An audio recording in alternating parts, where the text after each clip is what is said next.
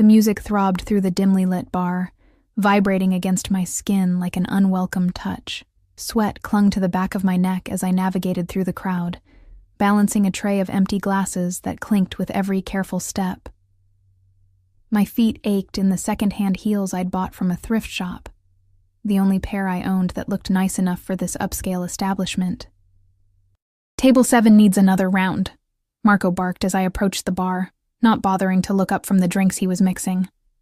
I nodded, though he wouldn't see it, and placed the tray down with a soft thud. The smell of alcohol and expensive cologne mingled in the air, making my head swim slightly. 6 more hours until my shift ended. 6 more hours of forced smiles and dodging, wandering hands. "You're new here." The voice cut through the noise like a blade, low and smooth. I turned to find myself staring at a man behind the bar, not Marco, who had disappeared somewhere into the back. This bartender was younger, maybe early 30s, with dark hair swept back from a face that belonged on magazine covers. His sleeves were rolled up to reveal forearms corded with lean muscle. But it was his eyes that caught me, dark as midnight, and fixed on mine with an intensity that made my breath catch. "Started last week," I managed, trying to sound professional despite the flutter in my chest. Still learning the ropes. His lips curved into a smile that didn't quite reach those eyes. "You're doing fine." He began mixing drinks with practiced precision, movements fluid and confident. "Name?" "Ellie," I said, watching his hands work. "Ellie Mason." "Ellie," he repeated, as if testing how my name felt on his tongue. He didn't offer his in return. I should have walked away, should have checked on my tables, but something held me there, watching him work. Maybe it was the way the other staff seemed to give him a wide berth, or how the security guards by the door straightened when he glanced their way. "Your tables are waiting," he said finally, placing the last drink on my tray. Our fingers brushed, and a jolt of electricity shot up my arm. His skin was warm, his touch lingering a second too long. I mumbled a thank you and hurried away, feeling his eyes burning into my back. The night dragged on, a blur of drink orders and forced laughter. I caught glimpses of him throughout my shift, always watching, always with that same intensity. By midnight, my curiosity had gotten the better of me. "Who's the new bartender?" I asked Casey, another waitress who'd been working here longer. She frowned, glancing toward the bar. "What new bartender?" "The guy who was mixing drinks earlier." Dark hair, expensive watch. Casey's face paled slightly. "That's not a bartender, Ellie. That's—" She stopped abruptly, shaking her head. "Just be careful, okay? Some men in this place. They're not what they seem." Before I could press her further, she hurried off to serve a group of businessmen who'd just arrived. I turned back toward the bar, but the mysterious non-bartender had vanished. By the time my shift ended at 3 a.m., my feet were screaming and my lower back ached from hours of carrying heavy trays. The club had mostly emptied, save for a few lingering patrons too drunk or too rich to care about the hour. I counted my tips in the back room, barely enough to cover this week's groceries, let alone make a dent in my mounting debt. The night air hit me like a slap when I stepped outside, cold and damp after the heated interior of the club. I pulled my thin jacket tighter around my shoulders, wishing I'd had the foresight to bring something warmer. The streets of Boston were eerily quiet at this hour, street lamps casting pools of yellow light on wet pavement. I'd missed the last bus, which meant another night of walking 20 blocks to my apartment in the cold.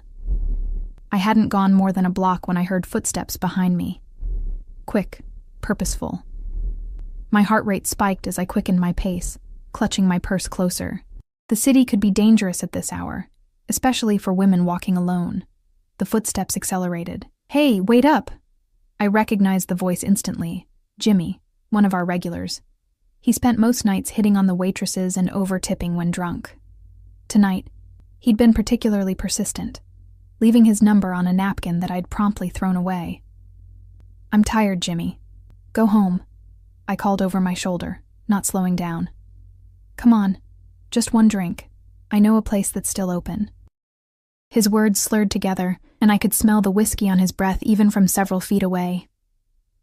I quickened my pace, but his hand suddenly gripped my arm, spinning me around. "Don't be like that," he said, his face too close to mine. "I've been watching you all night. Let go." I said firmly, trying to pull away. I'm not interested. His grip tightened painfully. Playing hard to get, huh? I like that. Fear curdled in my stomach. The street was deserted. No one to hear if I screamed. I was calculating my chances of outrunning him when headlights suddenly washed over us. A sleek black car pulling alongside the curb with a soft purr of expensive engineering. The rear door swung open, and a voice spoke from within the shadows of the vehicle. Is there a problem here? The same voice from earlier, the bartender who wasn't a bartender. Jimmy's grip loosened slightly as he turned toward the interruption, annoyed. Mind your own business, pal. The lady and I... Get in the car, Ellie. It wasn't a suggestion. It was a command, spoken with such quiet authority that I found myself moving toward the open door before I'd made a conscious decision to do so. Hey, Jimmy protested, reaching for me again. What happened next occurred so quickly I barely registered it. A large figure emerged from the front passenger seat, a broad-shouldered man with a buzz cut who moved with silent efficiency. Jimmy was suddenly on his knees, gasping, though I hadn't seen the bodyguard strike him. Get in, the voice from the car repeated, softer this time. I hesitated at the open door, peering into the dimly lit interior.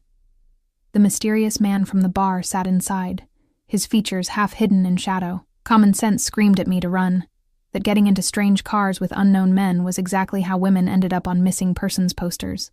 I can just call a cab, I offered weakly. It's 3 a.m. in a rough neighborhood and you're being followed by a drunk who won't take no for an answer, he replied evenly. I'm offering you a safe ride home. Behind me, Jimmy was still on the ground, the bodyguard standing over him with a warning hand on his shoulder. Rain began to fall, fat drops that quickly soaked through my thin jacket. Hesitantly, I slid into the car's leather interior, the door closing behind me with a soft, expensive thunk. The interior smelled of leather and some subtle cologne, sandalwood maybe, with hints of amber. The man sat across from me, his features now visible in the dim lighting. He was even more handsome up close, with high cheekbones and a strong jaw dusted with perfect stubble. He wore a simple black suit that probably cost more than 3 months of my rent. Thank you, I said awkwardly as the car pulled away from the curb. But I could have handled it. His lips quirked in what might have been amusement. I'm sure you could have, Ellie Mason. The way he said my name sent a shiver down my spine. Not entirely unpleasant. I realized I still didn't know his. You never told me who you are, I said, trying to keep my voice steady. Or why you were pretending to be a bartender. I wasn't pretending anything, you assumed. He studied me with those dark eyes that seemed to see right through me. And names have power, especially mine. The cryptic answer should have set off warning bells, but exhaustion had dulled my senses. Besides, there was something about him that made me feel strangely safe, despite all logic suggesting otherwise. Where do you live? He asked. I hesitated before giving my address in the rundown part of South Boston. If he was surprised by the neighborhood, he didn't show it.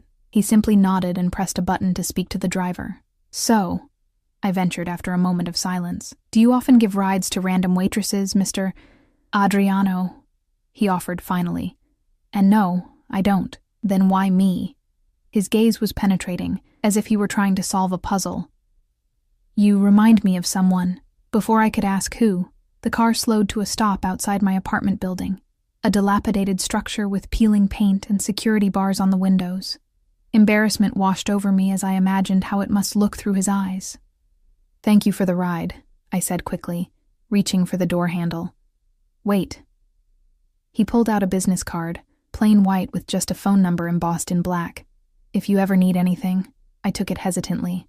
Why would I need anything from you? Because life is unpredictable, Ellie Mason. And everyone eventually needs something. Our fingers brushed as I took the card, that same electric current shooting up my arm. I slipped it into my pocket, murmured another thank you, and escaped into the drizzling rain. It wasn't until I was safely inside my apartment, deadbolt locked behind me, that I realized I hadn't told him I was being followed tonight. Yet he'd shown up at exactly the right moment, as if he'd been watching me, as if he'd known. The next morning, I woke to pounding on my door. Bleary-eyed and still half asleep, I stumbled out of bed, wrapping myself in a threadbare robe. The insistent knocking continued as I peered through the peephole to see my landlord's reddened face. "Mason, open up." I reluctantly unlocked the door, opening it just enough to see him. "Mr. Finch, it's not even 9. "Where's my money?" he demanded, pushing the door wider. "You're 2 months behind, and I've been more than patient." My stomach sank. "I get paid next week. I can give you half then, and not good enough." His eyes narrowed. "I've got people lined up who can pay on time.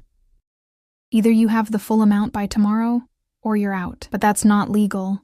You have to give proper notice." He laughed, a harsh sound. "Sue me." "Oh, wait. You can't afford to. Tomorrow, Mason. All of it."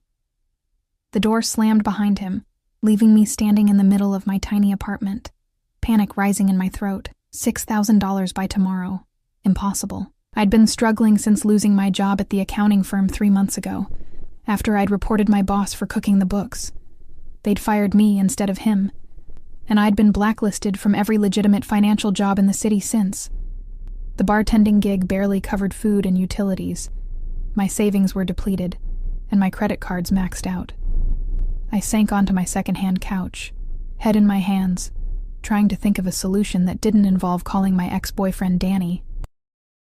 He'd help, for a price I wasn't willing to pay. My fingers brushed against something in my robe pocket, the business card from last night. I pulled it out, staring at the elegant number. "Everyone eventually needs something," Adriano had said. But calling would mean owing him, and men like him, men who rode in cars with bodyguards and commanded rooms without speaking, didn't offer help without expecting something in return. Still, I had no other options. With trembling fingers, I picked up my phone and dialed. The phone rang 3 times before someone answered. "Yes?" A deep voice, not Adriano's. I hesitated, suddenly feeling foolish. I'm calling for Adriano. He gave me this number last night." A brief silence. "Your name?" "Ellie Mason." Another pause, the sound of muffled voices. Then Adriano was on the line, his voice sending an involuntary shiver down my spine. "Ellie." That was quick.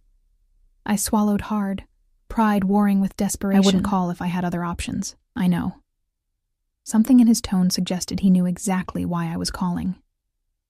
"Tell me what you need." When I explained about the eviction, he was silent for so long I thought the call had dropped. $6,000, he finally said, voice neutral. "I can pay it back," I hurried to add. "I just need time to find a better job. I have a degree in finance, but I know who you are, Ellie Mason, 27 years old, bachelor's in financial analysis from Northeastern, fired from Donovan and Associates after reporting irregularities in their client accounts, blacklisted by half the firms in Boston." My blood ran cold. "How do you—" "I make it my business to know things," he interrupted smoothly. "Especially about people who interest me." "And why would I interest you?" I asked, trying to keep my voice steady despite the alarm bells ringing in my head. "As I said last night, you remind me of someone." He paused. "The money will be delivered this afternoon. You'll have a job interview on Monday at 10 a.m. Wear something professional." "Wait," I said quickly. "What's the catch? What do you want in return?" His soft chuckle sent goosebumps across my skin. "Let's just say you'll owe me a favor. Nothing illegal. Nothing that compromises your values. Just a favor. To be determined later. That's very vague. It's the best offer you'll get today, Ellie." He was right, and we both knew it. "Fine. But I'm paying back every cent. I wouldn't expect anything less." His tone softened slightly. "Stay home today. Don't open the door for anyone except my courier. He'll identify himself as Antonio." Before I could ask why, he'd ended the call. True to his word, at precisely 2 p.m., there was a knock at my door. Through the peephole, I saw a stern-faced man in a dark suit holding a manila envelope. "Antonio," he said simply when I cracked the door open. "Mr. Russo sends this with his compliments." Russo. So that was Adriano's last name. I accepted the envelope with a murmured thank you, quickly closing and locking the door before peering inside. Stacks of $100 bills, neatly bundled, $6,000 exactly. Beneath the money was a business card for Blackstone Financial Group, with an address in the financial district and Monday's date and time written on the back. Dread and relief battled within me. I'd solved my immediate problem, but potentially created a much bigger one. What kind of man carried, or could summon on short notice, thousands in cash?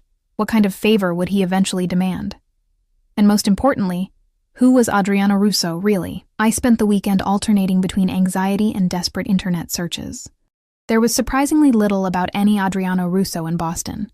A few mentions at charity events, a blurry photo from a hospital fundraiser 5 years ago, but nothing substantial. It was as if he deliberately maintained a low profile, despite what was clearly significant wealth and influence. Monday morning arrived with gray skies and a persistent drizzle that matched my mood. I'd laid out my only suit, a charcoal gray pantsuit I'd bought for job interviews after graduation, now slightly too loose after months of skimping on meals to save money. My makeup was carefully applied to look professional, but not too dramatic, and I'd twisted my dark blonde hair into a neat chignon. Blackstone Financial Group occupied the top 3 floors of a gleaming skyscraper downtown. The lobby alone screamed money. Marble floors, modern art installations, security guards who looked more like Secret Service agents than rent-a-cops. Ellie Mason for a 10 a.m. interview, I told the receptionist, trying to project confidence I didn't feel. She smiled warmly. Yes, Ms. Mason, you're expected on the 42nd floor. Gerald will escort you. A security guard materialized at my elbow, leading me to a private elevator that required a keycard to operate. As we ascended, my stomach churned with nerves. Was this legitimate? Or some elaborate game Adriano was playing? What kind of financial group operated with cash deliveries and private security? The elevator opened directly into a reception area decorated in tasteful grays and blues. A different receptionist, this one a polished man in his 40s, greeted me. Ms. Mason, Mr. Bennett is ready for you. I was led through a series of corridors to a corner office with floor-to-ceiling windows, offering a spectacular view of Boston Harbor. Behind an imposing desk sat a silver-haired man who rose as I entered. Ms. Mason, Charles Bennett, CEO of Blackstone's private client division. Please, sit. The interview proceeded normally enough. Questions about my experience, my strengths and weaknesses, why I left my previous position. I answered carefully, sticking to the truth while avoiding mentioning Adriano or my suspicions about this too convenient opportunity. Your references from Northeastern are excellent, Bennett remarked, and your technical skills are precisely what we're looking for. But I must address the elephant in the room, Donovan and Associates. I tensed. What about them? You accused Julian Donovan of fraudulent accounting practices, correct? I reported inconsistencies in their books. I replied carefully. The next day, I was terminated for performance issues that had never been mentioned before. Bennett nodded slowly. And since then, you've been unable to secure employment in your field. It wasn't a question, but I answered anyway. Yes. Loyalty is important at Blackstone, Ms. Mason. So is integrity. Sometimes those values conflict. He studied me intently. If you witnessed similar irregularities here, what would you do? The question felt like a test. I'd follow proper reporting channels, documenting everything thoroughly. If the issue wasn't addressed appropriately, I'd be forced to consider external options. I won't participate in fraud, Mr. Bennett, even passively. A slow smile spread across his face. That's exactly what I hoped you'd say. The position is yours, if you want it. Junior Financial Analyst, Private Client Division. $80,000 to start. Full benefits. Performance review at 6 months. My jaw nearly dropped. The salary was almost double what I'd made at Donovan. Thank you, I managed. When would you like me to start? Tomorrow, 8 a.m. sharp. He stood, extending his hand. Welcome to Blackstone, Ms. Mason. I floated through the rest of the day in a daze, stopping at a department store to buy 2 new suits I could barely afford, even with my imminent salary. By evening, I'd paid my landlord, his eyes widening at the stack of cash, cleaned my apartment, and was celebrating with a cheap bottle of wine when my phone rang, a number I didn't recognize. Hello? Congratulations on the new position. Adriano's voice, smooth as silk. I nearly dropped my glass. How did you... Never mind. I suppose I should thank you. No need. You earned it on your own merits, but you arranged it, I countered. Why? What do you get out of this? Perhaps I just enjoy helping talented people overcome unfair obstacles. I snorted. And perhaps I'm secretly a duchess. Everyone wants something, Adriano. His soft laugh warmed me more than the wine had. Smart girl. Have dinner with me tomorrow night. I'll send a car at 8. It wasn't a question, and I found myself agreeing before I'd fully considered what I was doing. After hanging up, I stared at my phone in disbelief. What was I thinking? Agreeing to dinner with a man who was clearly involved in something illegal. A man who could deliver thousands in cash within hours, who knew details about my life I'd never shared, who commanded respect with just his presence. A man who made my pulse race just by saying my name. The next day was a blur of paperwork, orientations, and introductions. Blackstone was every bit as prestigious as it appeared, with legitimate clients and seemingly above-board operations. By the end of the day, my concerns had somewhat eased, though questions about Adriano's connection to the firm lingered. At precisely 8 p.m., a text message alerted me that my ride had arrived.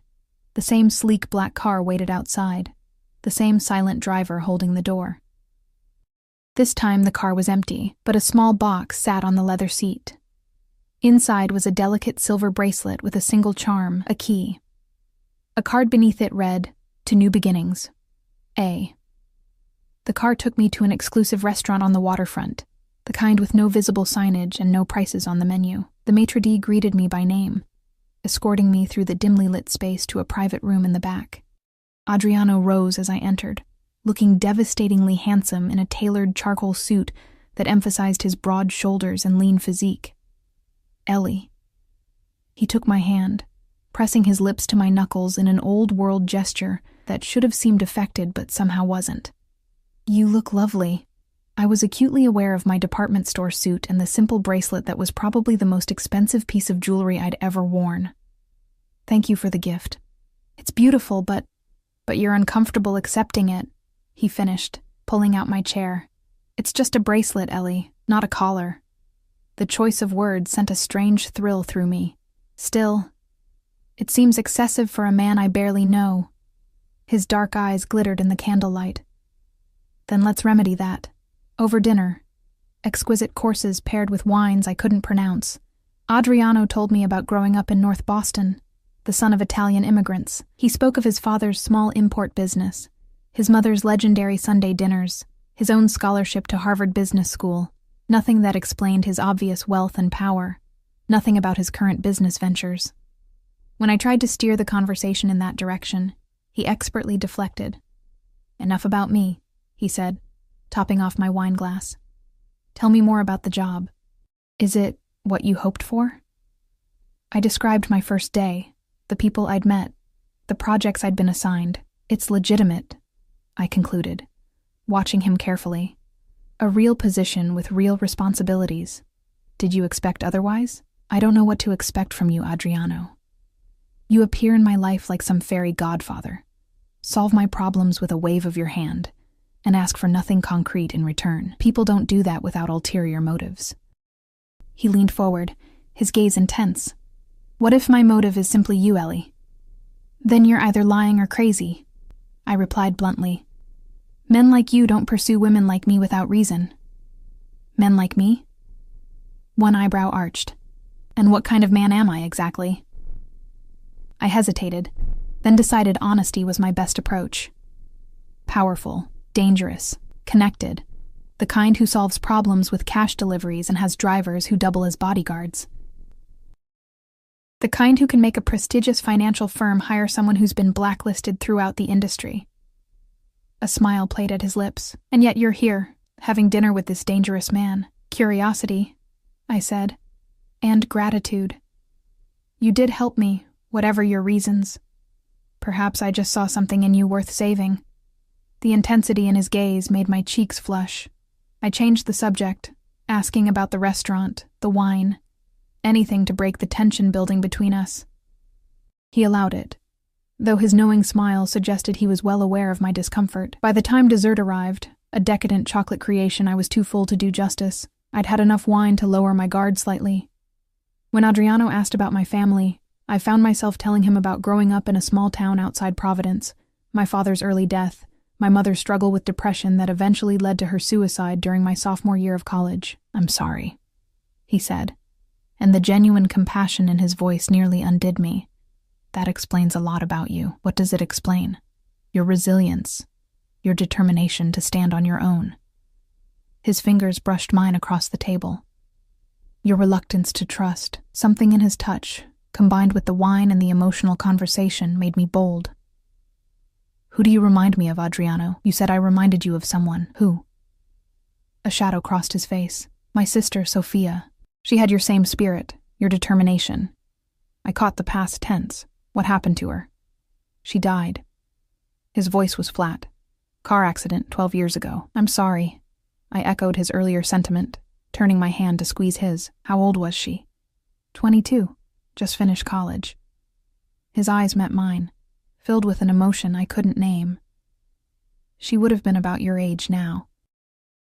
The revelation hung between us, a possible explanation for his interest that was both innocent and somehow disappointing. Before I could respond, his phone vibrated. He checked it, his expression hardening. "I apologize, but something requires my attention." He stood, buttoning his jacket. "The car will take you home. Is everything okay? Nothing for you to worry about." He came around the table, bending to kiss my cheek. His lips lingered near my ear as he whispered, "Sweet dreams, Ellie Mason." Then he was gone, leaving me with a strange emptiness I couldn't explain. The driver appeared moments later to escort me to the car. As we pulled away from the restaurant, I caught a glimpse of Adriano in the parking lot, surrounded by 3 men in dark suits, his face a mask of cold fury that transformed him into someone I didn't recognize. For the first time, I felt a flicker of real fear about what I'd gotten myself into, and with whom. The next few weeks settled into a strange new rhythm. By day, I was Ellie Mason, junior financial analyst at Blackstone, earning a respectable salary and gradually rebuilding my professional reputation. By night, I found myself increasingly drawn into Adriano's orbit. He called or texted almost daily, though sometimes days would pass with no contact. He sent flowers to my apartment, books he thought I'd enjoy, a cashmere sweater when the weather turned cold. We had dinner twice more at exclusive restaurants, each time in private rooms with discreet service. He never tried to kiss me beyond a chaste peck on the cheek, never pushed for more than conversation and company, yet the tension between us grew with each meeting. And I still had no idea what he really did for a living. My new colleague, Vivian, raised an eyebrow when a bouquet arrived at the office one afternoon. "Secret admirer?" she asked, peering at the elegant white roses. I tucked the card, bearing only the initial A, into my desk drawer. "Just a friend." "Must be some friend," she remarked. "Those are $50 each, minimum." Later, as we shared lunch in the break room, she leaned closer. "So, what's his name?" "Whose name?" She rolled her eyes. "The friend sending you small fortunes in flowers. The one you're suddenly unavailable for after work drinks because of. The reason you're smiling at your phone every 5 minutes." Heat crept up my neck. "Adriano," I admitted. "But it's not serious." Her fork clattered against her plate. "Adriano? As in Adriano Russo?" My stomach dropped. "You know him." Vivian glanced around nervously before lowering her voice. "Ellie, everyone in Boston finance knows Adriano Russo. Or knows of him, at least. And?" She hesitated. "Let's just say he's not someone you casually date. His family has connections. Old money. Old power. Old ways of handling problems." "What kind of connections?" I pressed, though I was beginning to suspect the answer. "The kind that made my Italian grandmother cross herself whenever their name was mentioned," she said grimly. "Look, I'm not saying the rumors are true, but if even half of them are, be careful, okay?" I nodded, my appetite gone. That night, I finally did what I should have done weeks ago. I searched for Russo family Boston instead of just Adriano's name. The results were disturbing. Articles about suspected racketeering in the 1980s, a 1990s trial where 3 family associates were convicted while the patriarch, Antonio Russo, walked free. More recent pieces speculating about the family's legitimate businesses, real estate, import and export, financial consulting, serving as fronts for less savory enterprises. And there, in a 5-year-old article about the changing face of organized crime in Boston, was Adriano, described as the Harvard-educated heir apparent to the Russo Empire, who has ostensibly legitimized much of the family business while maintaining their iron grip on certain sectors of Boston's underground economy. My phone buzzed with a text from him. "Dinner tomorrow? There's someone I'd like you to meet." I stared at the message, my finger hovering over the reply button. The smart move would be to end this now, before I got any deeper. To tell him thank you for the job and the help, but that I wasn't comfortable with the relationship. Instead, I found myself typing, "What time?" The next evening, the now familiar car arrived at my apartment. This time, Adriano was inside, looking devastating in a black suit with a dark blue tie that matched his eyes. "You look troubled," he said as I settled across from him. I dressed carefully in a simple black dress, another recent purchase I couldn't really afford but felt necessary for these outings. "Just tired. Long day at work." His eyes narrowed slightly, but he didn't press. "I thought we'd have dinner at my home tonight. Is that acceptable?" Home, not a restaurant. The shift felt significant. "Who am I meeting?" "My father." The 2 words sent a chill down my spine. Antonio Russo, the patriarch, the man who'd allegedly built an empire through means I didn't want to contemplate. "Why?" I asked, unable to keep the apprehension from my voice. Adriano's hand found mine, his thumb tracing circles on my palm. "Because you're important to me, and he's important to me. It's just dinner, Ellie." But we both knew it wasn't just anything.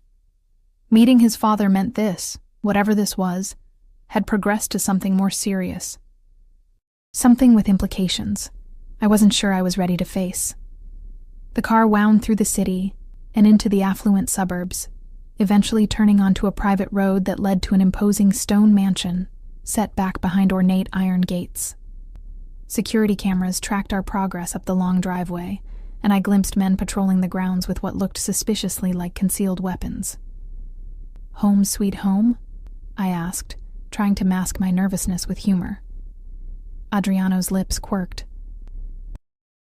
"One of them. I have an apartment downtown for work nights."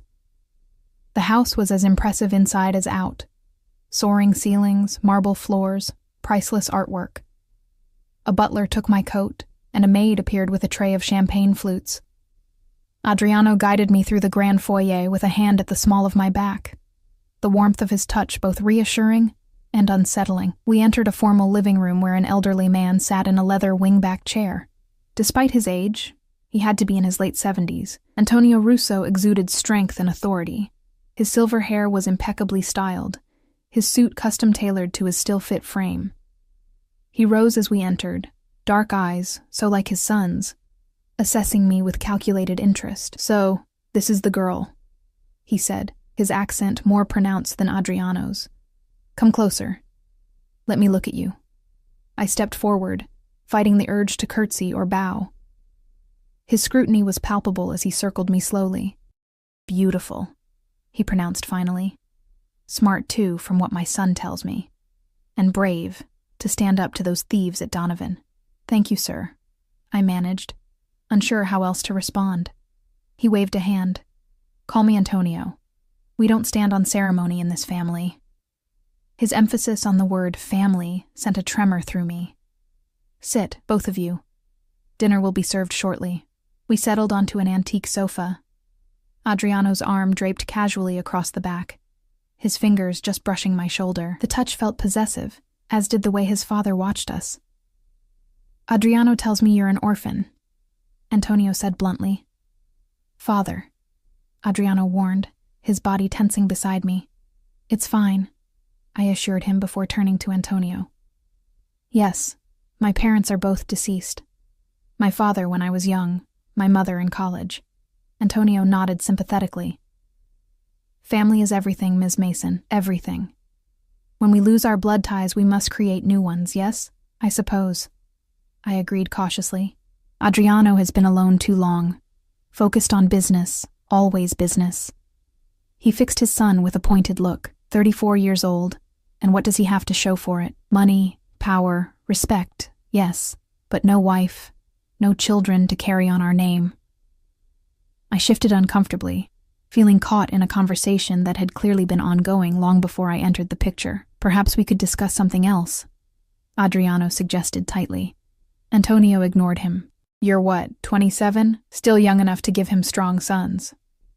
My jaw dropped at the archaic statement. Before I could form a response, a servant appeared to announce dinner. The dining room was equally impressive, with a table that could seat 20, but was set for just the three of us. Course after course of traditional Italian cuisine arrived, accompanied by wines that probably cost more than my monthly rent. Throughout the meal, Antonio questioned me about my background, my career ambitions, my views on family and loyalty. It felt more like an interrogation than conversation. And what do you know about our family business, Ms. Mason? He asked as dessert was served. I hesitated, looking at Adriano, who watched me carefully. Not much, I admitted. I know you're involved in real estate, imports, and finance. Among other things, Antonio agreed with a thin smile. We have diverse interests. But at our core, we are simply a family protecting what is ours. Sometimes that requires unconventional methods. Adriano set down his wineglass with deliberate care. Father, she should know what she's getting involved with, Antonio interrupted sharply. No good comes from secrets between family. We're not family, I pointed out, though my voice lacked conviction. Antonio's eyes glittered. Not yet. After dinner, Antonio excused himself, claiming fatigue, though I suspected he wanted to give us privacy. Adriano led me through the house to a solarium overlooking the extensive grounds, now lit by subtle landscape lighting. I apologize for my father, he said, pouring us each a glass of aged bourbon from a crystal decanter. He's from a different generation, with different expectations. About women? Or about your choice of companion? I accepted the drink, needing its warmth. Both. He settled beside me on a plush love seat.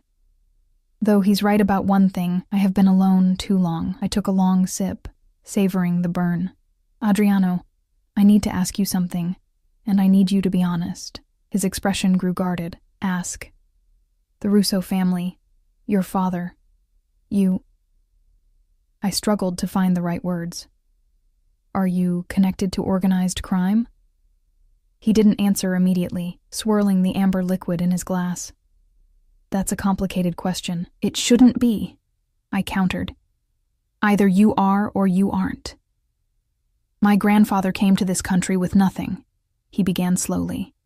He built something, a network, a business, a family, by whatever means necessary in a time and place that offered few legitimate opportunities to Italian immigrants. My father expanded that empire, walking the line between the old ways and the new, and I... He paused, meeting my eyes. I've worked to legitimize what can be legitimized, to modernize what can be modernized. That's not an answer. It's the most honest one I can give. He set his glass down, turning to face me fully.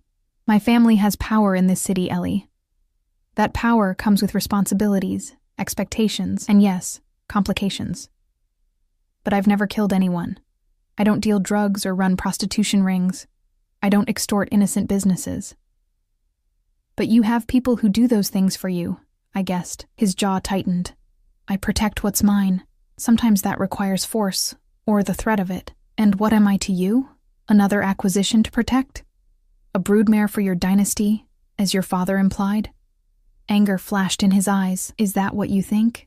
I don't know what to think, I admitted, my voice cracking slightly. You appear in my life like some dark guardian angel, solve all my problems, shower me with gifts and attention. Now I'm meeting your father and hearing hints about becoming family. It's moving too fast, and I don't even know who you really are. He moved closer, his hand cupping my cheek with surprising gentleness. I am exactly who you think I am, Ellie. A man with too much power and too little happiness. A man who saw something in you. Your spirit, your integrity, your refusal to be broken by the world, and wanted it for himself. Is that so hard to believe? Yes, I whispered, though I leaned into his touch despite myself. Men like you don't fall for women like me without reason. You keep saying that. His thumb traced my lower lip, sending shivers down my spine. What kind of woman do you think you are? Ordinary. Damaged. Poor. I see a woman of extraordinary courage and principle, a woman who deserves far better than life has given her. His face was inches from mine now, his voice a low rumble that I felt more than heard. A woman I haven't been able to stop thinking about since the moment I saw her. I should have pulled away, should have remembered all the warning signs, all the red flags. Instead, I closed the distance between us, pressing my lips to his in a kiss that started gentle but quickly blazed into something more consuming. His hands tangled in my hair as he deepened the kiss, drawing a soft moan from my throat.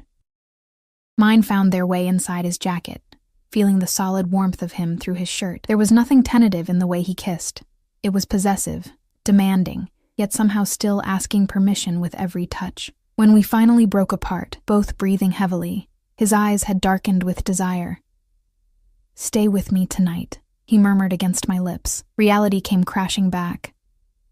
I pressed a hand against his chest, creating space between us. I can't. It's too much. Too fast. Disappointment flashed across his face, but he nodded, leaning back. I understand. Do you? I searched his eyes. Because I'm not sure I do. What is this, Adriano? What do you want from me? Everything, he said simply. But I'll take whatever you're willing to give. The raw honesty in his voice undid me. I surged forward again, capturing his mouth in another kiss, this one more desperate than the last. His arms wrapped around me, pulling me onto his lap as his lips traveled down my neck. Adriano, I gasped, threading my fingers through his hair. I still need time to understand what this means, what I'm getting involved in. He pulled back, studying my face with an intensity that made my heart race. Take all the time you need. But know this, Ellie Mason. I protect what's mine, and from the moment I saw you, I've considered you mine. The possessive statement should have alarmed me. Instead, it sent a thrill of excitement through my body, a dangerous warmth pooling low in my belly. This man, this dangerous, powerful, complex man, wanted me. Not as a toy or a trophy, but as something essential. I'm not yours, I said, needing to assert some independence even as my body betrayed me by melting against him. I don't belong to anyone, not yet. He echoed his father's words, a smile playing at his lips. But you will be. The car ride back to my apartment was charged with unspoken tension. Adriano kept a careful distance, but his eyes rarely left me, dark with promised pleasures that made my skin flush. When we arrived, he walked me to my door, the hallway of my rundown building somehow transformed by his presence. Thank you for coming tonight, he said formally, though his eyes burned with anything but formality. Thank you for inviting me, I replied, equally proper. We stood there, the air between us electric with possibility. Then he stepped back, the perfect gentleman. Good night, Ellie. Good night, Adriano. I closed the door behind me, leaning against it as I listened to his retreating footsteps. Only when I heard the building's front door close did I allow myself to breathe normally again. My phone buzzed with a text. Dream of me. A. I smiled despite myself, already knowing I would. The next morning, I woke to another text. Check your email. Important. Curious, I opened my work email to find a message from my boss, asking me to handle a new account, Russo Holdings. Attached were financial statements for what appeared to be a legitimate real estate corporation, with assets in the hundreds of millions. A second text arrived. Thought you might appreciate seeing the legal side of my business interests. Lunch today? I stared at my phone, torn between professional curiosity and personal caution. Last night had crossed a line, but in the cold light of morning I wasn't sure if I regretted it or wanted more. I have a meeting at noon, I typed back. Rain check? His response was immediate. Dinner then. 8 p.m. I'll send the car. I hesitated only briefly before responding. Okay. As I prepared for work, Examining the Russo Holdings documents more carefully, I noticed something odd, a recurring payment of $50,000 each month to a company called Phoenix Consulting. The amount was small enough to escape casual scrutiny in a portfolio this size, but large enough to catch my analyst's eye. I dug deeper, but found nothing about Phoenix Consulting in any of the supporting documentation. No contracts, no invoices, no description of services. Just regular payments, authorized by Adriano himself. Professional curiosity won out over personal involvement. I flagged the item for discussion, adding it to my list of questions about the account. By the time I left the office that evening, my nerves were frayed from a day spent analyzing Adriano's business empire. Most of it appeared legitimate: high-end real estate developments, import businesses specializing in Italian wines and luxury goods, investment portfolios diversified across multiple sectors. But there were other elements that raised red flags: cash-intensive businesses like nightclubs and restaurants with suspiciously high profit margins, consulting fees to vaguely named companies, real estate holdings in areas known for criminal activity. I was so lost in thought that I almost missed the black sedan parked across from my building. Not Adriano's usual car, but similar. As I approached my entrance, the car door opened, and a man stepped out. Not Adriano, but someone vaguely familiar. "Ms. Mason," he called, crossing the street toward me. "Got a minute?" Recognition clicked. Jimmy, the drunk from the club who had accosted me the night I met Adriano. Only he didn't look drunk now. He looked frighteningly sober and purposeful. I froze, keys clutched in my hand like a makeshift weapon. "What do you want?" Jimmy smiled, a cold expression that didn't reach his eyes. "Just a friendly conversation, Ms. Mason. I don't think we have anything to discuss." I edged toward my building entrance. "Oh, but we do." He moved to block my path, maintaining a carefully non-threatening distance. "Specifically, your new boyfriend." My pulse quickened. "I don't know what you're talking about. Adriano Russo." He pronounced the name with careful emphasis. "Boston's most eligible bachelor, and most dangerous crime boss." I kept my expression neutral despite the cold dread spreading through me. "I really need to go." "You have no idea what you're getting into," Jimmy continued, his tone almost conversational. "The Russos aren't just wealthy businessmen. They're killers, extortionists, loan sharks, and you are?" I interrupted, finding courage in anger. He reached into his jacket, producing a badge. "Detective James Moretti, Boston Police Department, Organized Crime Division." The revelation hit me like a physical blow. Not a drunk harassing a waitress that night, but an undercover cop. And Adriano had known exactly who he was. "I'm investigating the Russo family," he continued, replacing his badge. "Have been for years, and now you've landed right in the middle of their world." "I'm not in the middle of anything," I insisted. "I barely know Adriano," Moretti's eyebrow arched skeptically. "Meeting the family patriarch for dinner? That's more than barely knowing in their world. That's being vetted for marriage." My cheeks flushed. "You're having me followed?" "We've had the Russos under surveillance for months," he corrected. "You just happened to enter the picture, but now that you're here, maybe you can help us." "Help you how, exactly?" He took a step closer, lowering his voice. "You have access to Adriano, to his home, potentially to his business records. We need someone on the inside." "You're asking me to spy on him?" I asked incredulously. "Are you insane? Even if I wanted to, which I don't, do you have any idea what would happen if he found out? We can protect you." I laughed, a sharp, bitter sound. "Like you protected the other witnesses against the Russos? The ones who mysteriously disappeared or changed their testimony?" Moretti's expression hardened. "You've already looked into their history, so you know what they're capable of. Is that really the world you want to be part of? The kind of man you want to be with?" The question hit too close to my own doubts. "I need to go," I repeated, pushing past him toward my door. "Think about it," he called after me. "For your own sake. You've been given a second chance at a legitimate career. Don't throw it away for a man who will either get you killed or turn you into an accessory to his crimes." I slammed the door behind me, hands shaking as I engaged the deadbolt. My apartment suddenly felt small and exposed. If the police were watching me, who else might be? Was Adriano having me followed too? The thought sent a chill down my spine. I paced my small living room, mind racing. I should cancel dinner. Should cut ties completely. Maybe even leave Boston. Start over somewhere new. But where would I go? How would I survive? And most troubling, why did the thought of never seeing Adriano again hurt more than it should? My phone buzzed with a text. Car will arrive in 30 minutes. Looking forward to seeing you. A.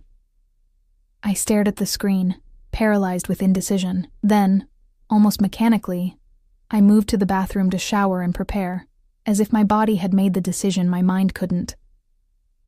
29 minutes later, I was waiting outside my building, dressed in a simple blue dress that brought out my eyes. I'd left my hair loose the way Adriano seemed to prefer it, applied minimal makeup, and wore only the bracelet he'd given me as jewelry. The car arrived exactly on time. Adriano himself stepping out to greet me instead of sending a driver. He looked devastatingly handsome in dark jeans and a crisp white shirt, more casual than I'd ever seen him. "You're stunning," he said, eyes appreciative as they swept over me. "You're not using a driver tonight?" I asked, noticing the absence of his usual security. I thought we could use some privacy. He opened the passenger door of a sleek sports car, a Ferrari, I guessed, though I knew little about luxury vehicles. Just the two of us tonight. No staff, no security, no family. The intimacy of the arrangement both thrilled and alarmed me. As I slid into the buttery leather seat, I couldn't help wondering if Detective Moretti was watching from somewhere nearby, noting the license plate, tracking our movements. Adriano drove with the same controlled confidence he brought to everything, handling the powerful car with effortless precision as we wound through the city streets and onto a coastal highway. The sun was setting over the ocean, painting the sky in dramatic oranges and purples. "Where are we going?"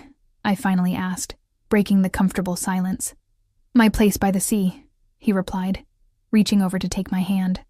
"I thought we could use a change of scenery, more privacy to talk." Talk. The word hung between us, pregnant with implication. There was so much we needed to discuss, so many questions I needed answered. But now that the moment was here, I found myself hesitating, unsure where to begin. We drove for another 20 minutes before turning onto a private road that curved along a rocky section of coastline. At the end stood a modern glass and stone house perched dramatically on a cliff overlooking the Atlantic. Unlike the family mansion, there were no visible security measures, no patrolling guards, just breathtaking architecture blending seamlessly with the natural landscape.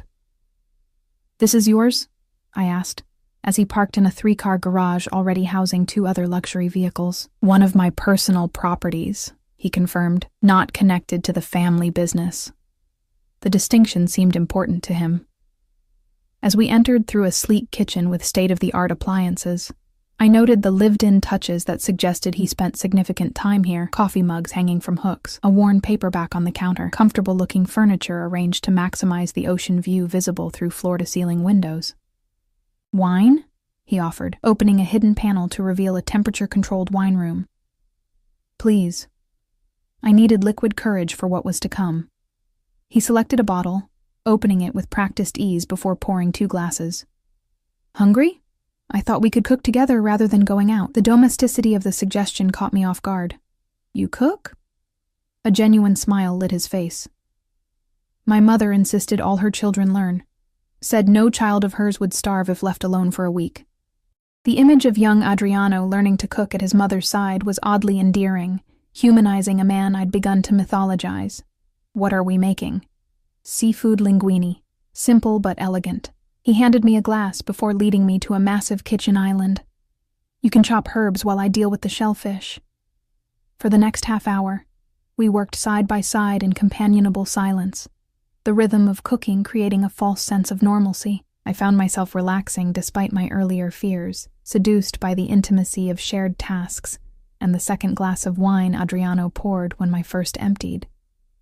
As we sat down to eat at a table positioned to capture the moonlight now dancing across the water, I finally gathered my courage. "I met someone interesting today," I began carefully, twirling pasta around my fork. Adriano's eyes sharpened, though his tone remained casual. "Oh?" "Detective James Moretti. He seems to think we know each other." The fork in Adriano's hand stilled momentarily before he resumed eating. Jimmy's been trying to build a case against my family for years. The casual confirmation of what I'd feared made my stomach clench. So it's true, then. Everything he said about you, about your family. Adriano set down his utensils, giving me his full attention. What exactly did he say? I met his gaze directly. That you're not just a businessman. That you're a crime boss. That your family is involved in extortion, money laundering, maybe even murder. And you believe him? His voice was soft, dangerous. I don't know what to believe anymore. I pushed my plate away, appetite gone. All I know is that I've been thrust into something I don't fully understand, caught between a man who makes me feel things I shouldn't, and warnings that he's dangerous. So I need the truth, Adriano. All of it. He studied me for a long moment, his expression unreadable. Then he rose, extending his hand. Come with me. I hesitated before placing my hand in his, allowing him to lead me through the house to a book-lined study. He released me to open a hidden safe behind a painting, a cliché that might have made me smile under different circumstances. From within, he removed a thick folder, which he placed on the desk between us. My family has operated in Boston for 3 generations, he began, his voice steady. Yes, much of that operation was outside the law. My grandfather smuggled alcohol during Prohibition. My father expanded into protection rackets, gambling, loan sharking, traditional organized crime activities. He opened the folder, revealing photographs, documents, newspaper clippings spanning decades. When I took over 10 years ago, I began legitimizing our enterprises. Real estate, import, export, financial services, all genuine businesses now, though some were built with money that wasn't originally clean. And the not-so-legitimate aspects? I pressed. His jaw tightened. We still protect what's ours. We still have arrangements with certain businesses in certain neighborhoods. We still solve problems that can't be solved through conventional channels. Have you killed people? The blunt question hung in the air between us. Adriano didn't flinch. I've given orders that resulted in deaths. Yes, always of people who threatened my family, my business, or those under my protection. His eyes held mine, unflinching. I don't apologize for it. I should have been repulsed, should have walked out immediately. Instead, I found myself asking, and Detective Moretti, is he a threat? He's ambitious, but ultimately harmless. He's been trying to build a RICO case against us for years, but lacks sufficient evidence. A cold smile curved his lips. We make sure of that. By intimidating witnesses? Bribing officials? By being careful, he corrected. And yes, sometimes by ensuring potential problems disappear. The casual admission sent a chill through me. Why are you telling me all this? Aren't you afraid I'll go straight to Moretti with this conversation? No. His certainty was absolute. Because you understand loyalty, Ellie. You understand that sometimes the law and justice aren't the same thing, and because you feel what's between us as strongly as I do. He moved around the desk, closing the distance between us. Moretti approached you because he thinks you're my weakness. Perhaps you are. But you're also my strength, because you see me, all of me. And you're still here. His hand cupped my cheek, thumb brushing across my lower lip. Tell me I'm wrong. I should have pulled away. Should have denied the magnetic pull between us.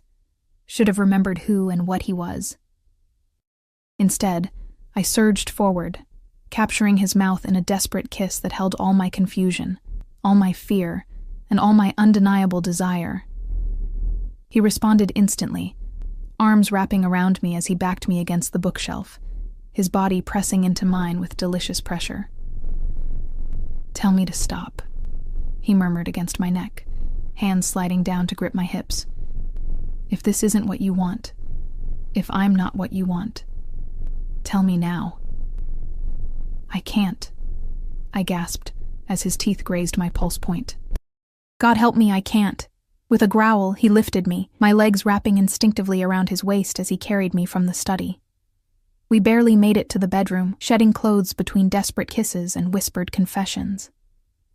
When he finally laid me on his bed, both of us naked and breathless, he paused, hovering above me. "Be sure, Ellie," he warned, voice rough with restraint. "Because once you're mine, I'll never let you go."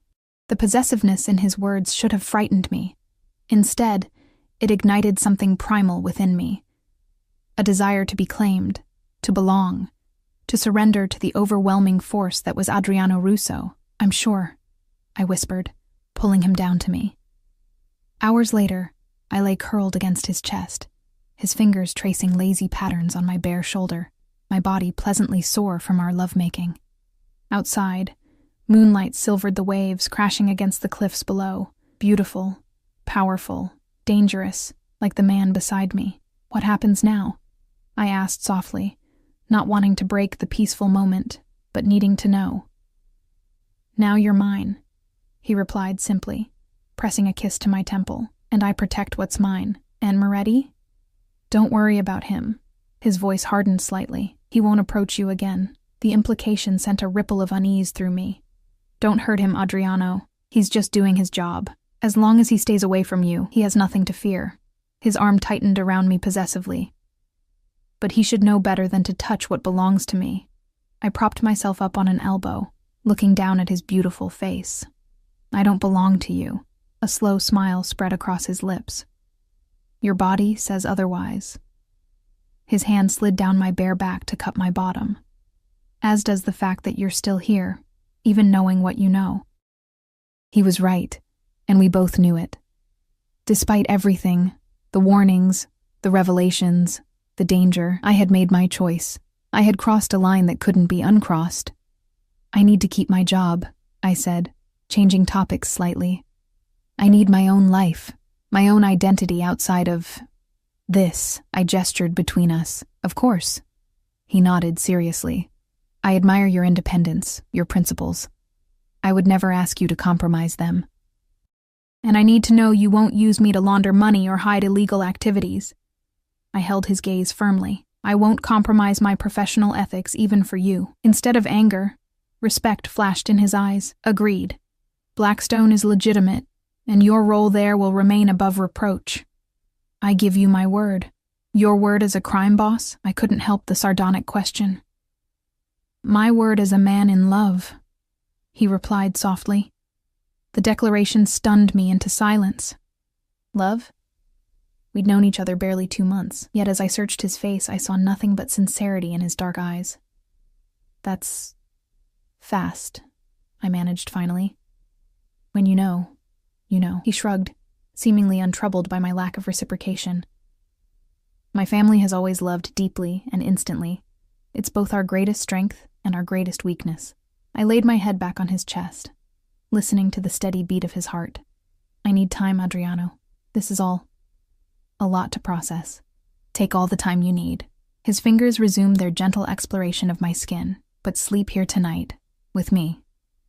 It wasn't a question, but neither was it a command, just a wish, spoken softly into the darkness. I nodded against his chest, already drifting toward sleep, lulled by his warmth and the rhythmic sound of waves breaking against the shore. I woke to sunlight streaming through floor-to-ceiling windows and the smell of coffee. Adriano was gone from the bed, but his robe lay draped across the foot, an implicit invitation. I slipped it on, the silk caressing my skin as I padded through the house, following the aroma to the kitchen. Adriano stood at the stove, dressed only in low-slung pajama bottoms, his broad back and defined shoulders on full display as he cooked what smelled like frittata. The domestic scene was so at odds with what I now knew about him that I paused in the doorway, momentarily disoriented. "Stop overthinking," he said without turning around. "I can hear the gears in your head from here." "How did you—" "I always know when you enter a room." He glanced over his shoulder, eyes warming as they took in the sight of me in his robe. "My body recognizes yours now." Heat rushed to my cheeks at the intimate statement. I moved to the coffee pot, pouring myself a cup to hide my reaction. "What time is it?" "Just after 8. Do you need to be at work?" I shook my head. "It's Saturday." "Good." He slid the frittata onto a serving plate. "Then we have all day." The prospect was both thrilling and terrifying. "For what?" "For whatever you want." He set the plate on the island between us. "Talk, make love again, go sailing, I have a boat docked nearby, or simply exist together in the same space while you process everything you learned last night. The casual options, offered without pressure, eased something tight in my chest. This man, this dangerous, powerful man who had confessed to ordering deaths, was giving me space, giving me choices. I'd like to talk more, I decided, taking a seat at the island. About us. About what this means going forward.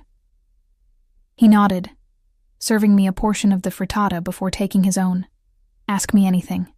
If I stay with you, if we do this, what does it mean for me? For my life? He considered the question carefully. It means you'll never want for anything material again. It means you'll be protected, always. It means certain doors will open for you professionally, while others may close because of the association. It means I'll be watched, I added. By your enemies. By the police. Yes, he acknowledged. There would be risks. I won't pretend otherwise, but I would do everything in my power to keep those risks from touching you directly. I took a bite of the frittata, delicious of course, while contemplating his answer. And what would you expect from me in return? Besides the obvious. I gestured vaguely at the bedroom. A smile played at his lips. The obvious is certainly a perk I intend to enjoy thoroughly and often. His expression grew more serious. But what I want most is your loyalty, your trust, and eventually, your love.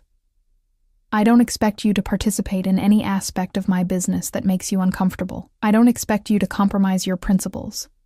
I just want you, Ellie. The rest we can figure out as we go. The sincerity in his voice was disarming. I reached across the island to take his hand. I'm scared, Adriano, not just of your world, but of how I feel about you. It's happening so fast, and it's so intense. His fingers tightened around mine. I know.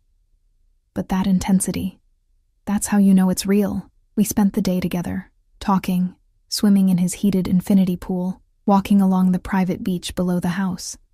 With each hour that passed, I found myself relaxing more into his presence, into this strange new reality where I was falling in love with a man who straddled the worlds of legitimate business and organized crime. By Sunday evening, when he drove me back to my apartment, we had reached an understanding of sorts. We would continue seeing each other, but discreetly. I would maintain my job at Blackstone, and he would respect the boundaries I'd established regarding his business dealings.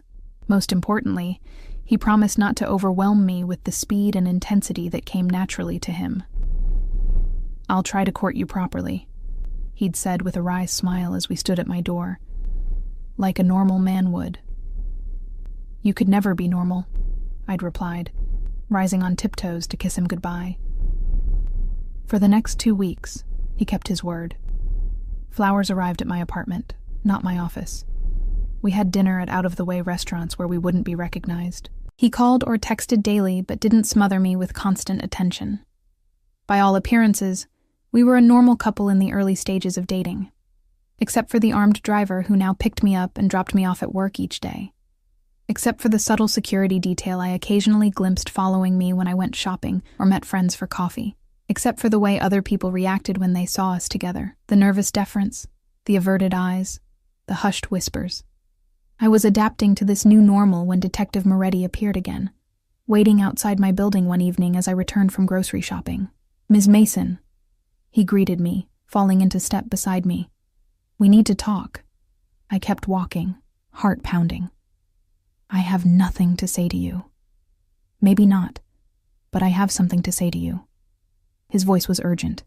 You're in danger. That made me pause. From who?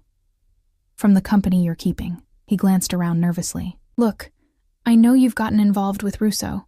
I know it's probably too late to talk you out of it. But you should know what happened to the last woman he got serious about. A cold feeling settled in my stomach. What are you talking about? Her name was Sofia Conti. 5 years ago, she was dating Adriano. Things got serious. Family dinners, weekend trips, the whole routine. Then she disappeared. Police reports said she left town suddenly, but nobody's heard from her since. Sofia. The name of his sister, who died 12 years ago. You're lying. Am I? Moretti produced a photograph from his jacket. A beautiful young woman with dark hair and olive skin, smiling at the camera. "This is Sophia. Look familiar?" I stared at the photo, confusion washing over me. The woman did look vaguely familiar, similar to me in coloring and build, though with darker features, similar to how Adriano had described his sister. He told you she was his sister, didn't he? Moretti pressed, seeing my reaction.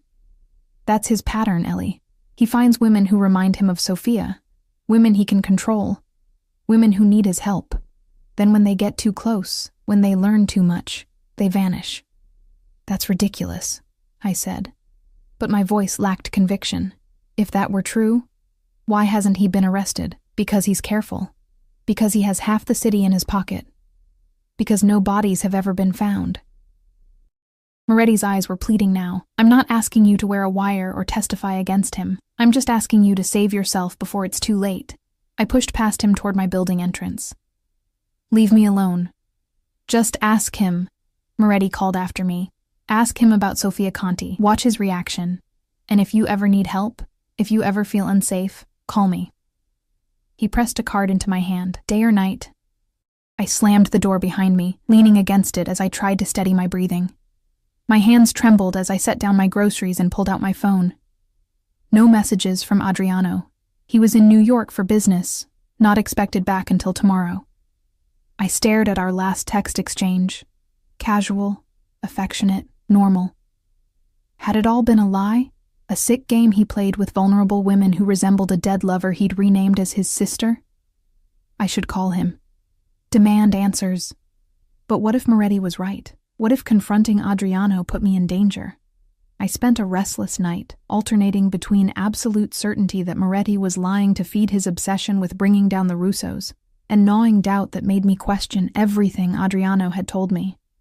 By morning, I was exhausted, eyes gritty from lack of sleep, mind foggy with confusion. I called in sick to work, something I'd never done before. Then I made a decision. I would search for the truth myself. Online records were my specialty, after all. If Sophia Conti had existed, if she had disappeared under suspicious circumstances, there would be a trail somewhere. I spent the morning hunched over my laptop, digging through news archives, public records, and social media. What I found was disturbing. Sophia Conti had indeed existed, a graduate student in art history at Boston University who had disappeared 5 years ago. The police report listed her as a voluntary missing person, with a note that she'd left a message for her roommate saying she was leaving town suddenly for personal reasons. The case had been closed after minimal investigation. More troubling were the photos I found on an archived social media account.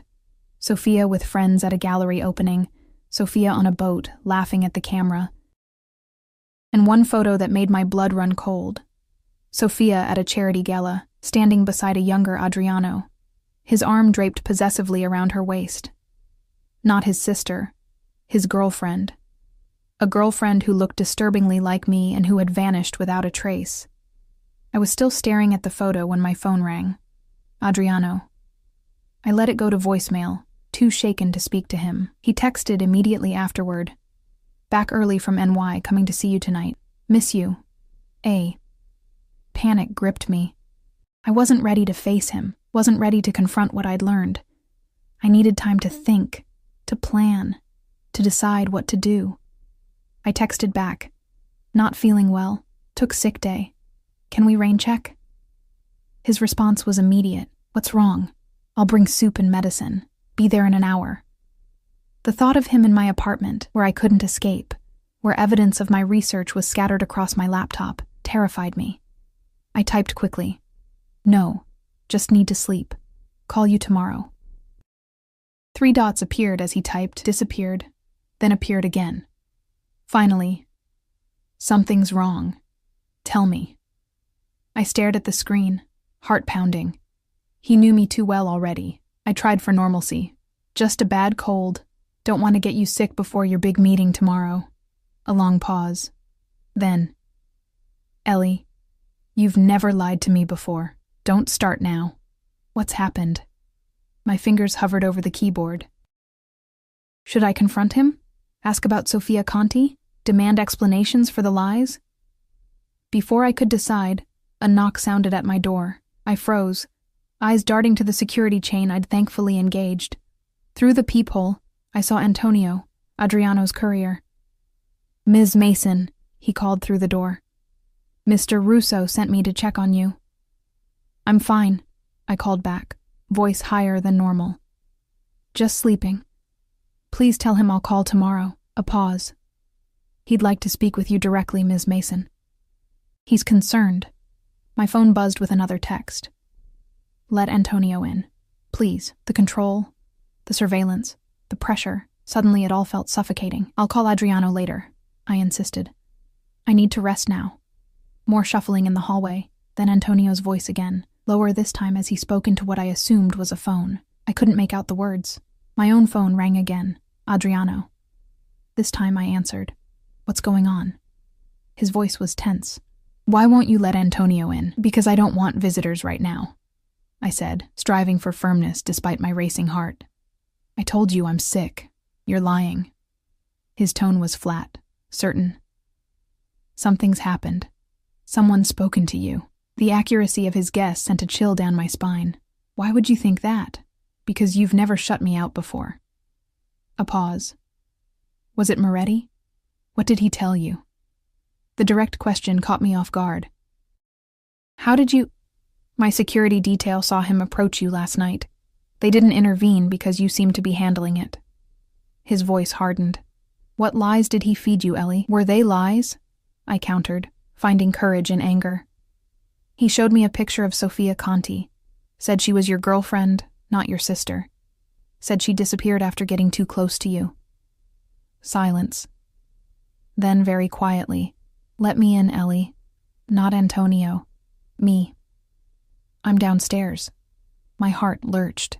"You're here? How?" "I flew back the moment you started acting strange. I've been watching your building, hoping you'd come out so we could talk somewhere neutral. But since you won't—" He sighed. "Please, let me explain in person. If you don't like what I have to say, I'll leave and never bother you again."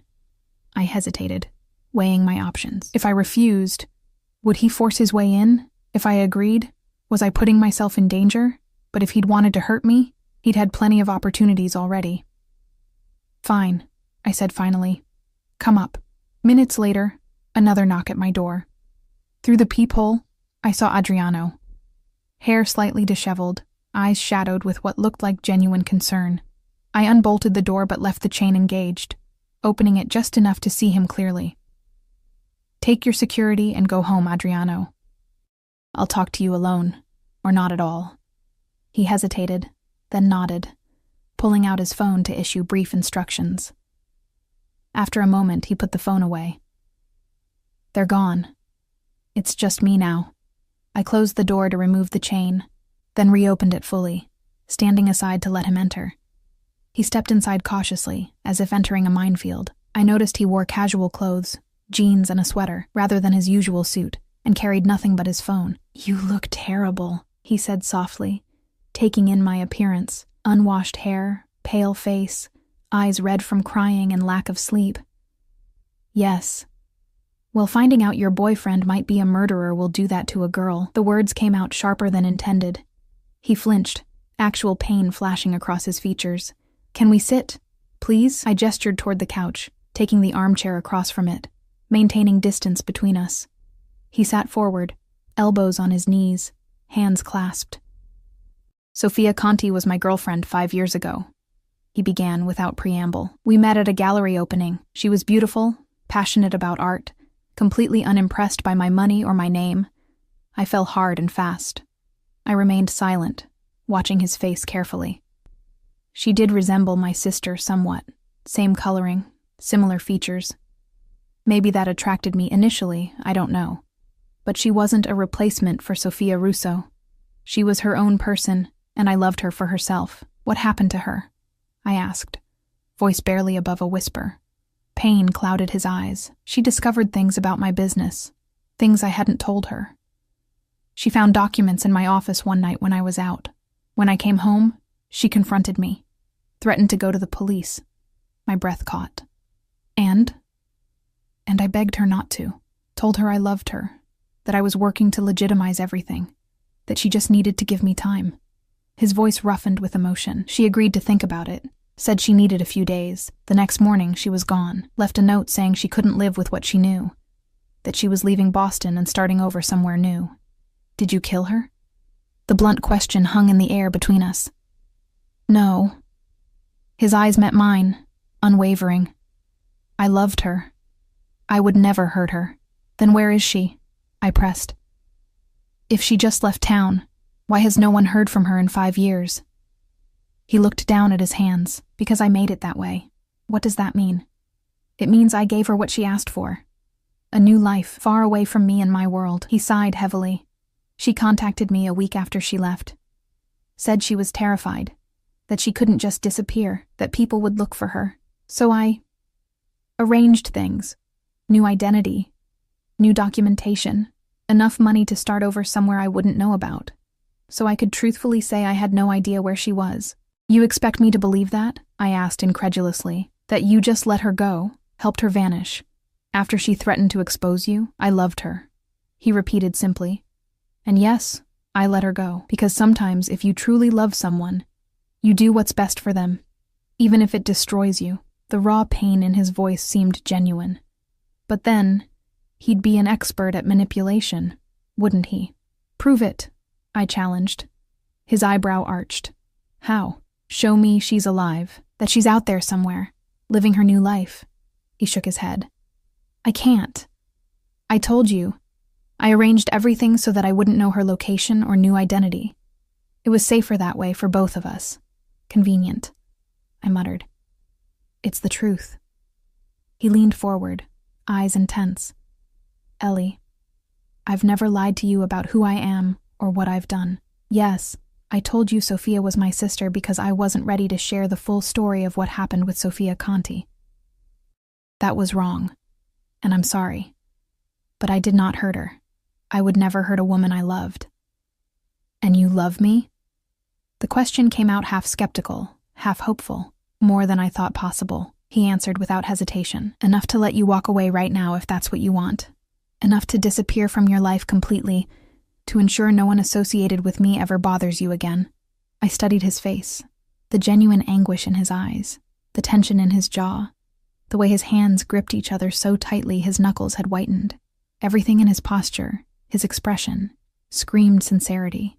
But then, he would be an excellent liar, wouldn't he?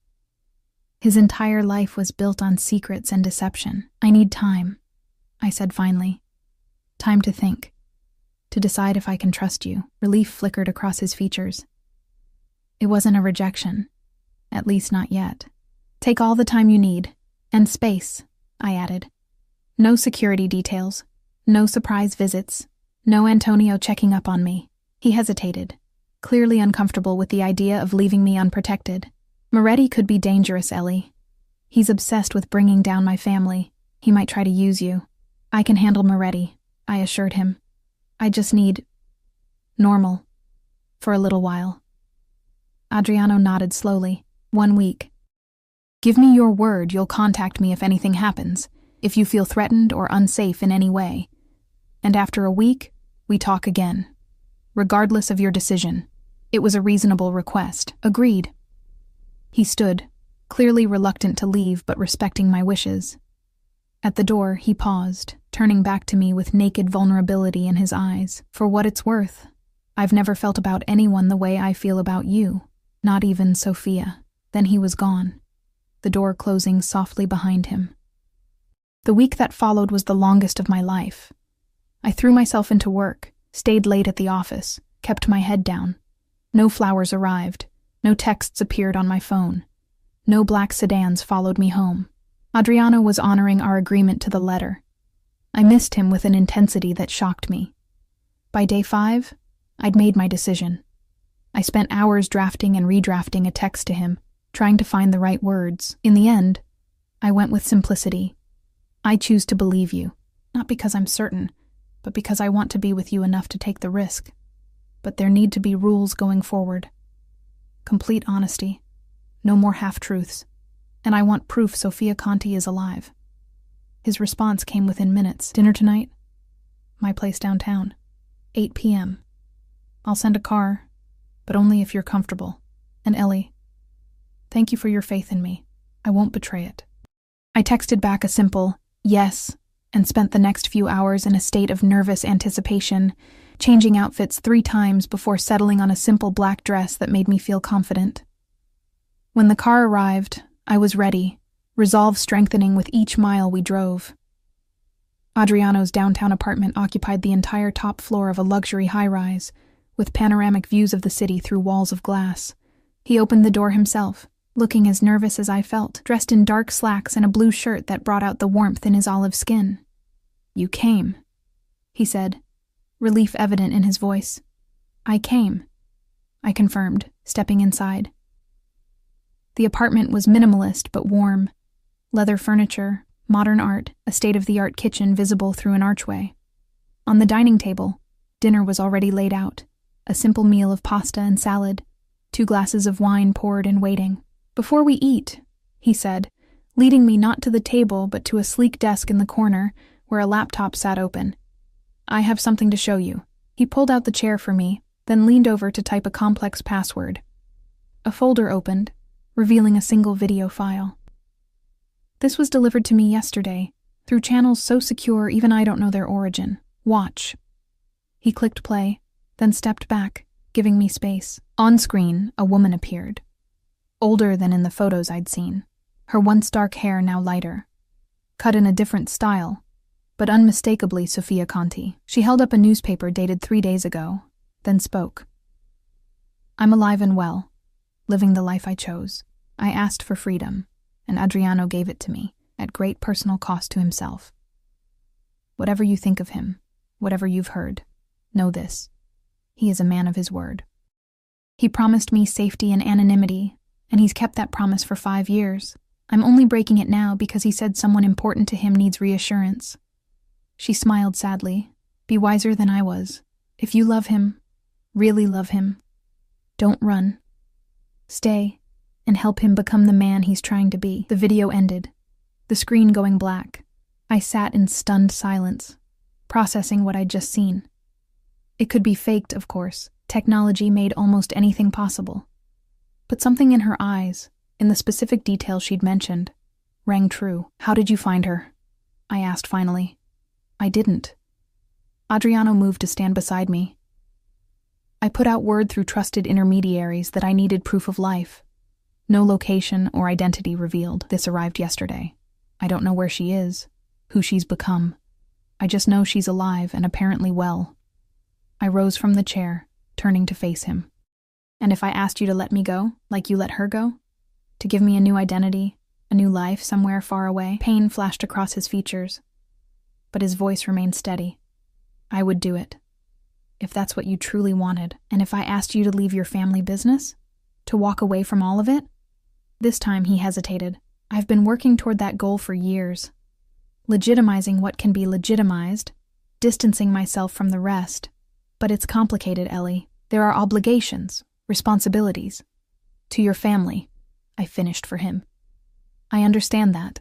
But if we're going to be together, I need to know there's an endgame, that someday we can just be Adriano and Ellie, without all the danger and secrecy and moral compromise." Hope dawned in his eyes. "You're staying?"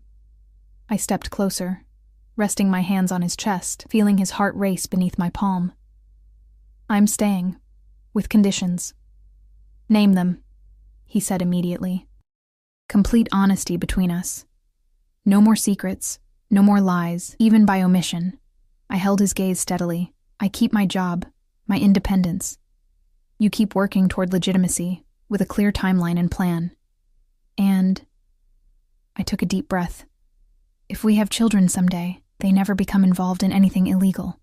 Ever." His hands came up to frame my face, thumbs stroking my cheekbones. "Children?" he asked softly, a smile playing at his lips. "You're thinking that far ahead?" "I'm a financial analyst," I reminded him. "Long-term planning is what I do."